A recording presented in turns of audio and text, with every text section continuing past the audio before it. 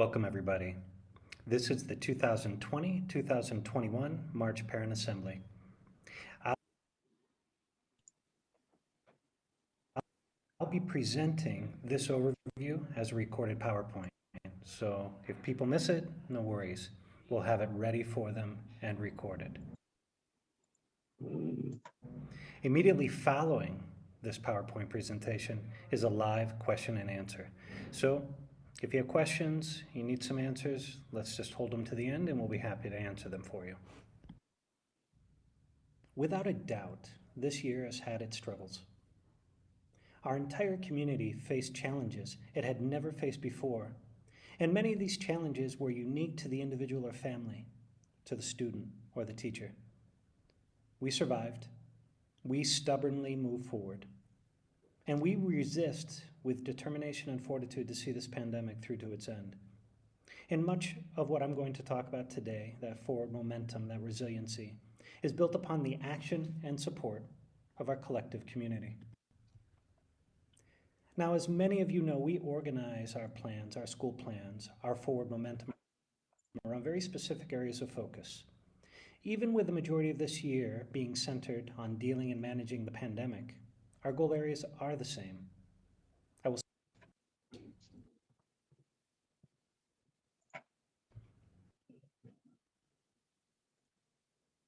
Areas of focus. Even with the majority of this year being centered on dealing and managing the pandemic, our goal areas are the same. I will speak to each of those areas, some in tandem, and the actions and achievements in each. Again, since most of our energy has been spent around navigating the pandemic and COVID, this PowerPoint reflects that work.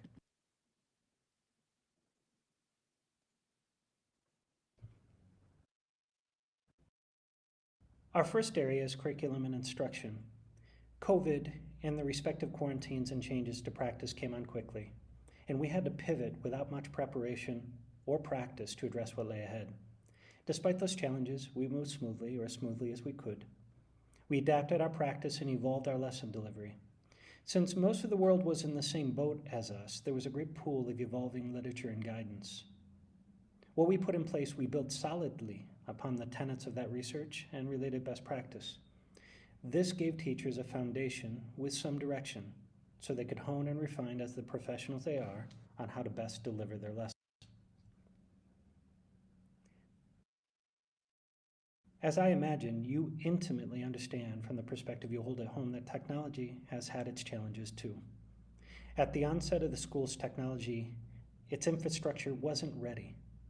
It was built upon a different paradigm, technology-rich, yes, in-person instruction, yes, but not built for the virtual environment that we shifted to. We needed to act quickly, yet thoughtfully, to research and upgrade devices to include cameras, microphones, and speakers, in addition to adjusting and calibrating our internet. We did this over time with significant beta testing of our technology and complemented with ongoing professional development. Our use of technology was an evolution in process. Though we were able to pivot quickly enough to online learning, the switch in modality came with a need to adapt our practice. We had less time now than we had in person. Under guidance and direction from the admin team, we empowered our professional staff to modify and adapt their lessons so as appropriate, they could focus on key learning or power standards. These are the learnings that are non-negotiable and necessary for grade advancement. In some cases, we adjusted time and schedule to accommodate our more rigorous classes like AP, followed by appropriate adjustments in homework and classroom expectations. Our goal from the beginning was to be focused, but flexible. In order to be flexible, creating a sustainable and adaptive schedule was a necessity. We repeatedly surveyed and consulted our various community stakeholders to find a decent middle ground where all our main interests were met. We built schedules to parallel the existing in-person schedules and coordinated the key transition times and breaks to optimize pickup and drop-off convenience. As much as we could, we kept students together and times and lengths of periods consistent. First and foremost, we wanted students to feel a level of familiarity with their new learning environments, regardless of the sudden shift we had to make. A main part of maintaining that familiarity centered on teachers remaining focused on grade level standards. Just recently, we made another shift in our instruction, a step forward, back to the norm of in-person learning. We started hybrid instruction. Many of us know the direct application of this new pedagogy, it's challenging at best. And to manage different groups of students and multiple pieces of technology simultaneously, it's just difficult.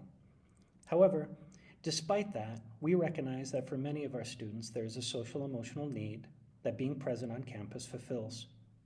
We built our hybrid model, like much of the world, on what is currently being done everywhere, and designed schedules that meet the many expectations and guidelines put before us, but also without losing the ability to pivot and shift back to online learning in case of infection.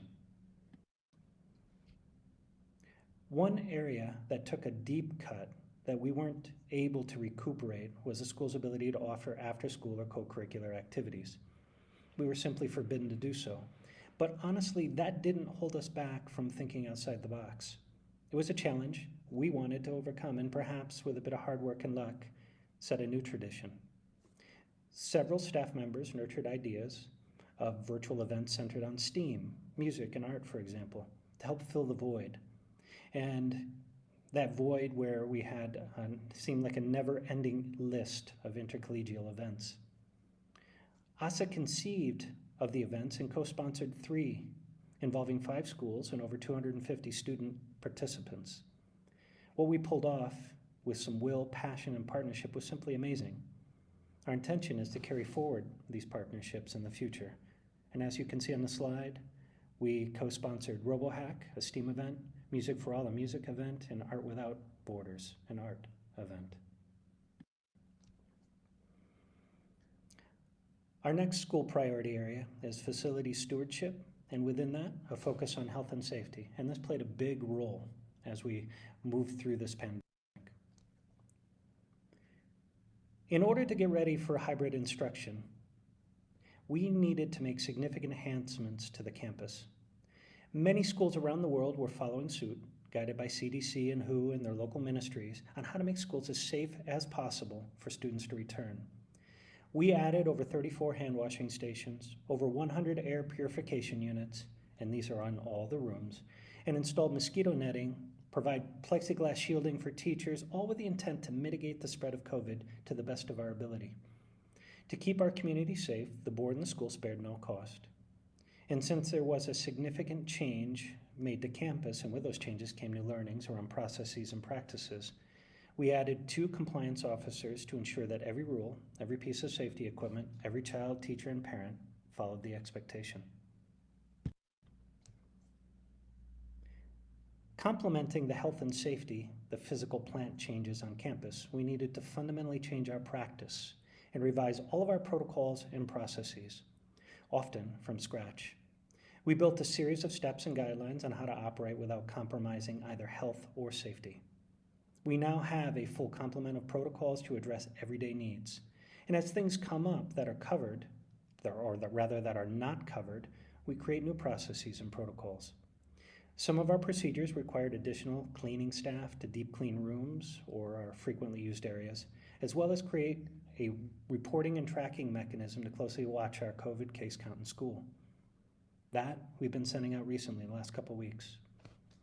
As an additional measure of safety, we now consult with the U.S. Embassy's doctor to garner input and feedback on all of our protocols and processes, but also individual cases that come up of either suspected or confirmed cases of COVID. Now, we couldn't have done what we did this past year without attending to 3 additional priority areas: school finance, personnel, and governance. Because countries quickly locked down, and for extended periods, a deeply felt impact to the economy was inevitable. In a matter of weeks, we heard from around the world how economies were shaken, followed by calls from our families speaking to hardships befallen. We saw what was coming, and collectively, both board and admin decided the best course of action was to stabilize the situation via a reduction of staff, and this was for the short term. An action no administrator or board ever wishes to take, but in the end, in combination with other cost-saving measures, we were able to stabilize the school and ensure that we had enough operating revenue and in the end, offer economic assistance to our families in the form of tuition reduction and financial aid. Now, even though we reduced staff and cut costs, the landscape ahead still wasn't clear, or still wasn't certain. We built the budget initially around an online mode of operation, but also needed to appropriately plan for hybrid return to in-person instruction without compromising that initial budget stability we worked so hard for. We carefully crafted a flexible budget, monitored moment by moment to be able, like our teachers, to pivot back as needed and to allow for key add-backs in areas of crucial need. Now looking ahead, we've planned for the strategic add-back of several staff to bring us back to the same level of pre-COVID academic service in those especially hard-hit areas like the elementary. As noted in the previous slide, there were a plethora of other cost-saving measures employed. Many were efficiencies in both practice and process. This slide, and the next few, they speak to several of those specific efficiencies and/or cost-saving measures. Just to read a couple, we now keep an eye on all of our expenditures, and anytime there's an efficiency, we go for it.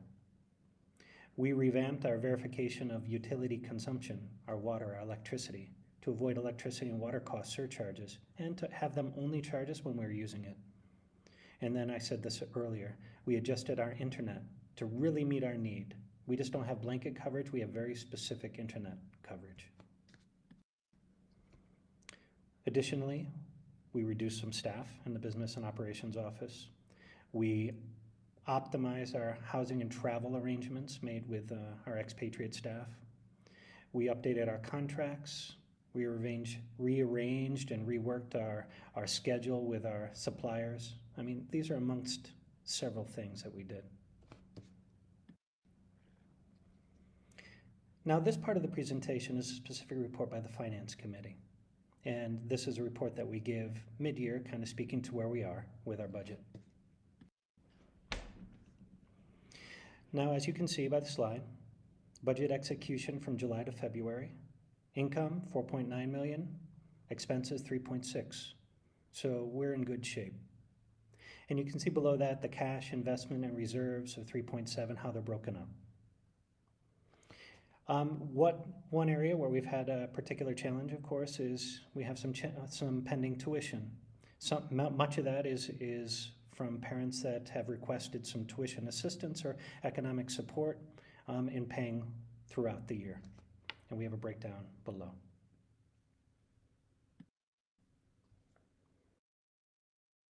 Now, some of the savings.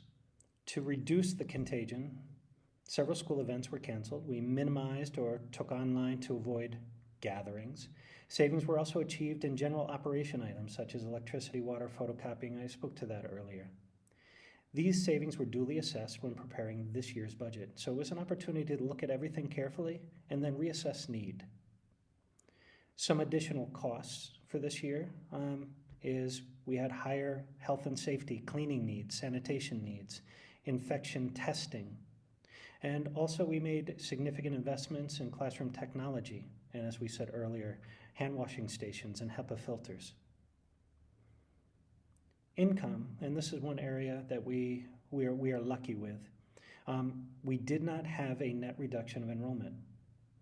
So in actuality, we, for next year, are expecting an increase in enrollment. Capital funds. In 2021, the board approved the use of $400,000 of capital funds to support operational expenses. Additionally, capital fund allocations were approved for investments in technology and air filtration. So we've been using the money very strategically. And right now we are on track to draw up the budget and present it for the subsequent school year, 21-22. And our tuition forecast, as I kind of alluded to, it's on a positive upward trend. We'll present that in May, June latest. The final area to speak to tonight is the priority area of communication. And this is something that we've kind of reimagined during these pandemic times. Communication under normal circumstances is important, and no less so during COVID. The school, the board, we made it a priority to have transparent, thoughtful, and informative communication throughout this past year. Through multiple inputs and venues, email, webinars, bulletin, to name a few, school staff not only communicated info related to new processes and protocols, but also essential information needed concerning the level of suspected and confirmed cases within the school. As you can see, here's some of the things that we've done. Created videos for staff, training on the most important protocols. We created a process of reporting on our total COVID case count in school, and then a notification process to complement that. And just like teachers, school admin and board members had to jump ahead. We had to jump ahead, jump right into a mode of virtual communication. And this is something we hadn't done before. In total, we've collectively put out over 30 webinars, video messages. We track participants and views for each video message or webinar. And generally speaking, a positive outcome of all of this is that our viewership and attendance has exponentially increased, prompting us to consider continuing this practice in the future. In summary, it has been a challenging 12 months, no doubt. And it seems like there are endless hills to crest. However, despite those challenges, our school continues to grow, is financially stable, still offers quality programming, and most importantly has shown a collective will to not only survive, but to thrive. Thank you for your attention during this presentation.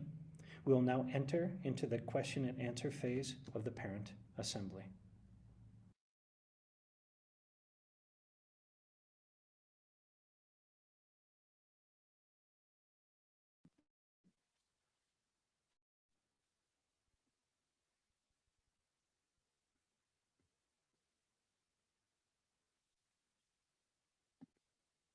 Giselle, would you like to speak before we enter into the question and answer session? I would actually.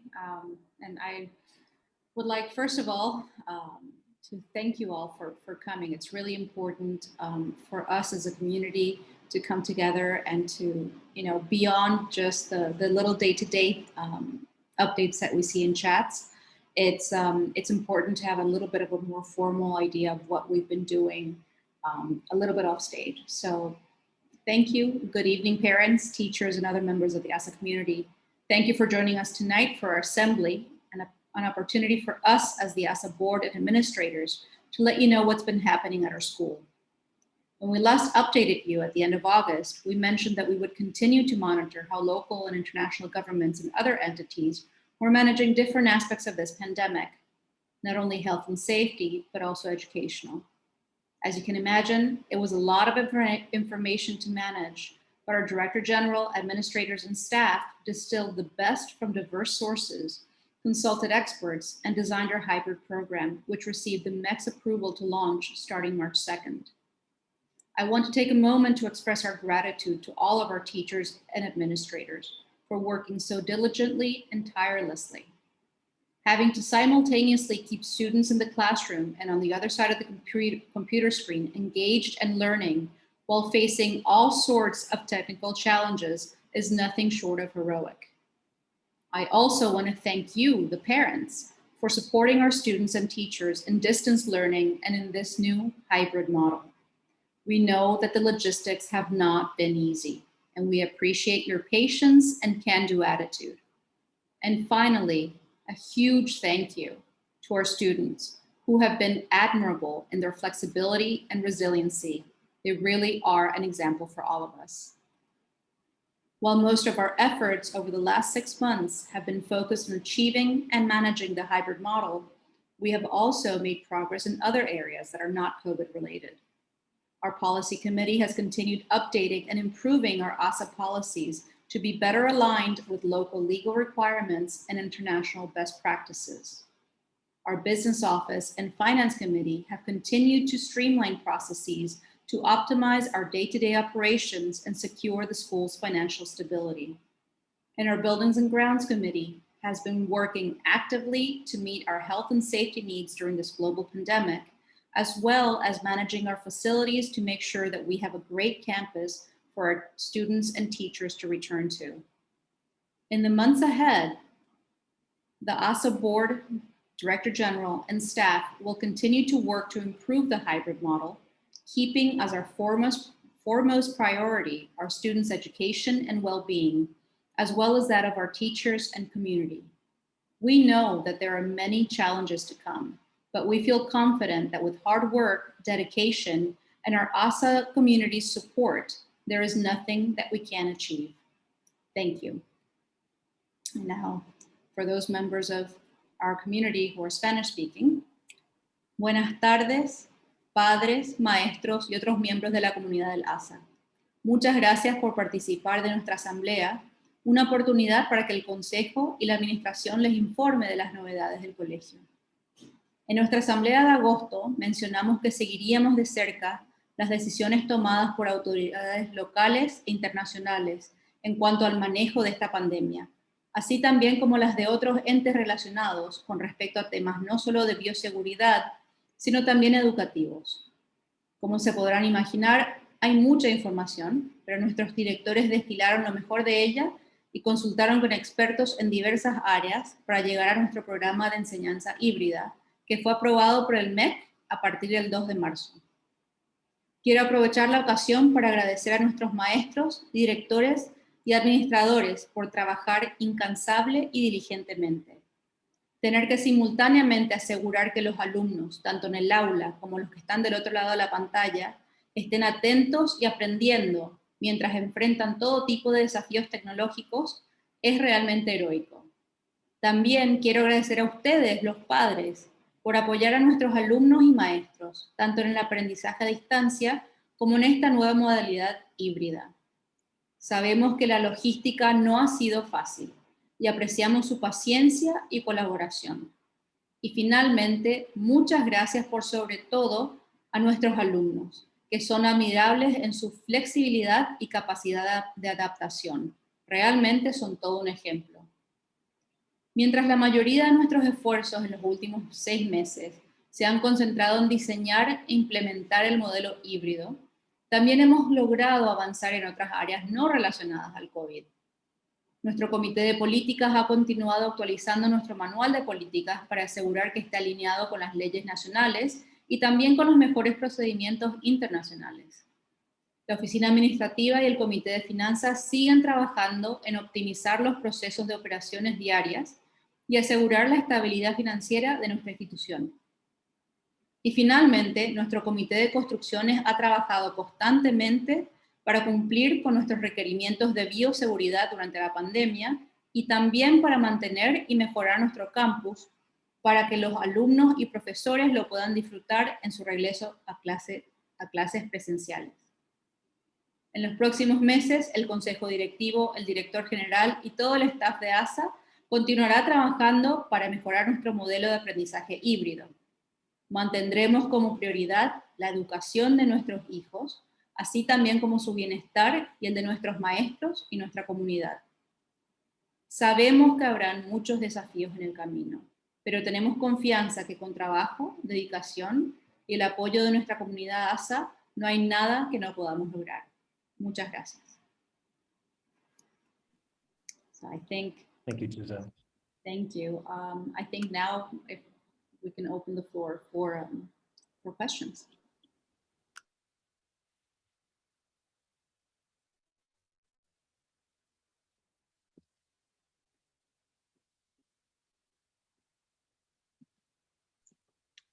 So this is a time for question and answer. So if you have questions, please use the Q&A function in the toolbar to ask them. Si tiene alguna pregunta, utiliza la función de Q y A en la barra de herramientas para hacer la pregunta.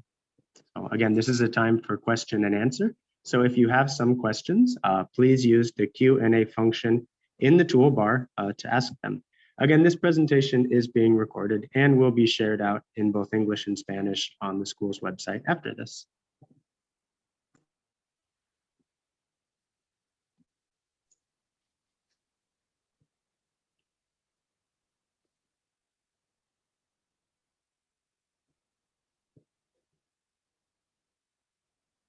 And just to let you know, if you don't ask your question now, you know where we work, you can send the question to us and we'll answer it right away. Oh, looks like we have one.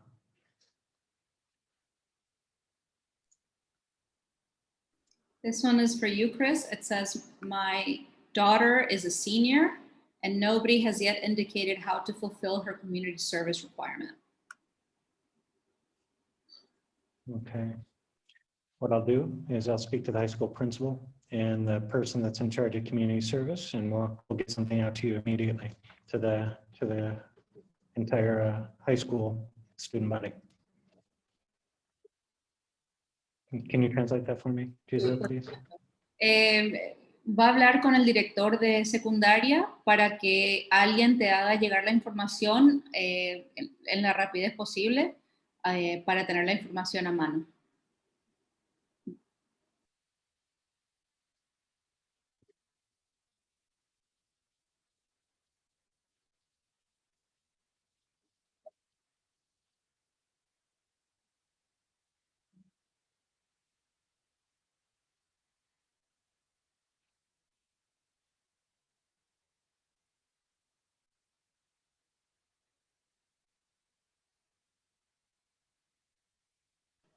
Looks like there have been inquiries and nobody's gotten back to her. Ok, apenas esperamos que para mañana. Ok. El director va a tomar nota de la alumna. Ok. I have your name down. Ok. Ya lo tiene anotado. Muchas gracias.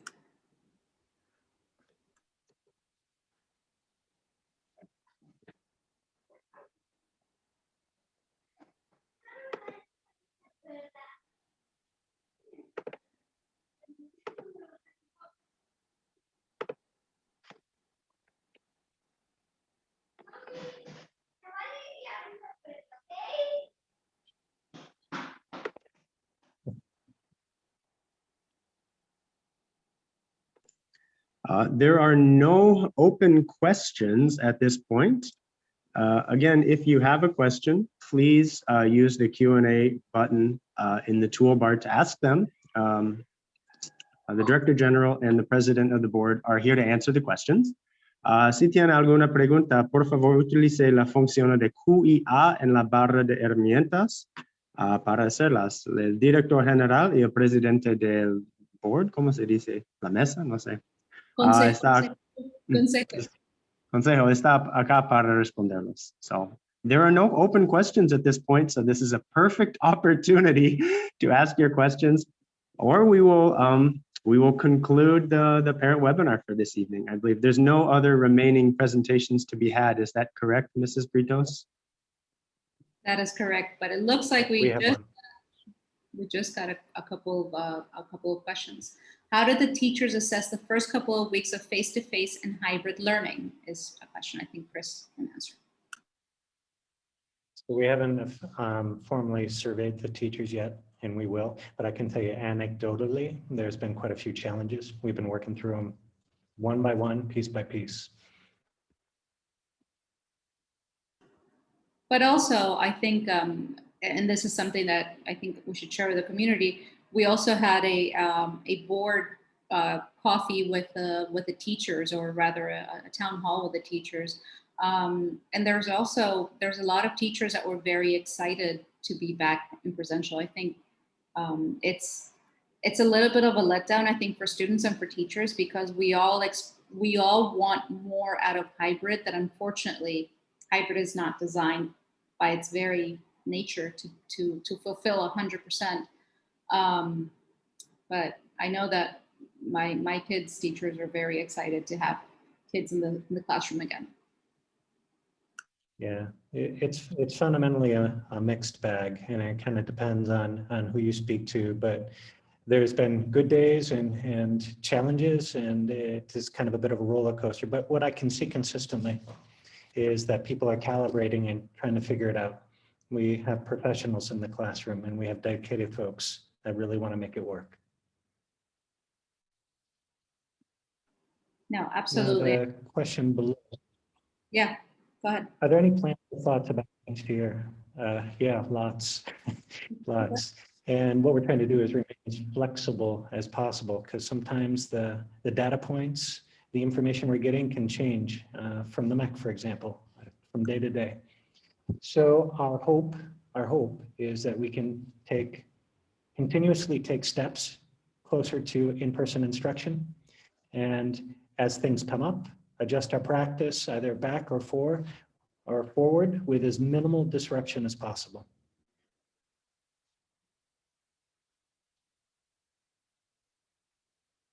Yeah, I think that's one of the challenges of going against the grain as far as the school year goes. I mean, as far as the MEC is concerned, July and August are the middle of the school year for them. So that's the challenge that is baked into ASA, and it's one thing that in this particular instance that we're in a pandemic year and going into hybrid schooling, it's yet another hurdle. But I think that we have some very good ideas, and we have some very smart people willing to think outside the box. So we'll get there, we hope.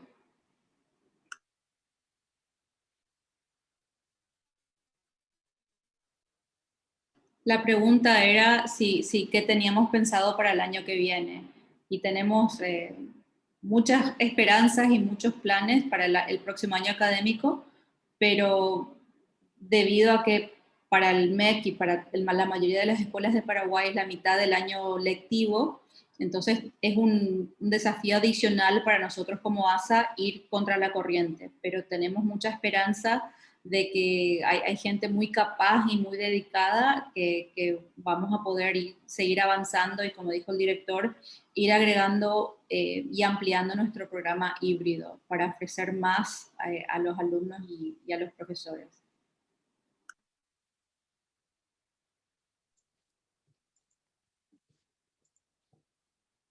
It appears that there are no other questions in the Q&A.